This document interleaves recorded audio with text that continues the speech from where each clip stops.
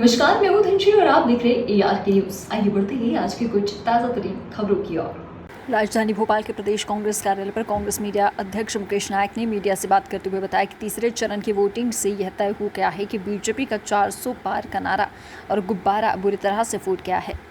Shining India जैसी उनकी हालत हो गई है। तीसरे चरण के बाद यह तय हो गया है कि बीजेपी का सरकार बनाना अब आसान नहीं होगा। वही आदिवासी वोट को लेकर कहा कि हमारे परंपरागत सीट है, बहुत अच्छा, हमको विधानसभा चुनाव में भी आदिवासी वोट मिला था। वहीं ने नौकरियों को लेकर कहा कि हमने हमारे न्याय पत्र में लिखा है कि हम लोग 30 लाख भर्ती करेंगे।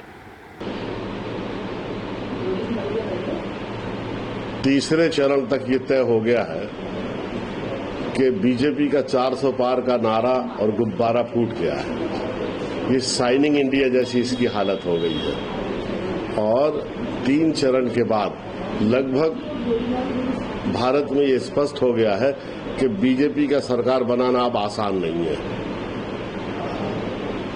इसलिए चौथे चरण पर उसका प्रभाव आना ही आना है। चौथे चरण में तो वो राज्य है जहां बीजेपी को और कम वोट, बीजेपी के वोट और कम होना है, सीट्स कम होना है। कर्नाटक में, महाराष्ट्र में, पश्चिम बंगाल में, बिहार में, दक्षिण भारत में तो इनका कुछ है ही नहीं। सिर्फ कर्नाटका में इनके पास सीटें थी, उसमें से भी इनको 14-15 सीटों का नुकसान हो रहा है। तो बयानों को लेके शिवराज सिंह सर, कांग्रेस ने ट्वीट किया कि नौकरियां देने वाले हैं, सरकार आ रही है, बीजेपी कह रही है कि तो मुंगेरी लाल के हसीन सपने हैं। हमने अपने न्याय पत्र में लिखा है, घोषणा पत्र में लिखा है कि सेंट्रल गवर्नमेंट के जो 30 लाख पद खाली पड़े हैं वो हम भरेंगे। बजाय इसके कि बीजेपी ये पद भरे, वो इसको हसीन सपने बता रही है। मतलब बाद में भी इनको भरना नहीं है वो पद। ये मुंगेरी लाल के सपने हैं कि 30 लाख पद खाली हैं, उनको भरना है। बताइए आप।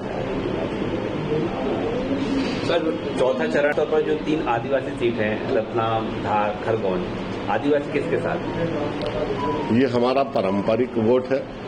विधानसभा के चुनाव में भी हमको बहुत अच्छा वोट मिला है और इस चुनाव में भी हमको वोट मिल रहा है और आदिवासी बाहुल्य सीटों पर हम जीत रहे हैं। बीजेपी बोल रही है कि हम तमाम योजनाएं लाए उनके लिए, आदिवासी बीजेपी के पक्ष में है।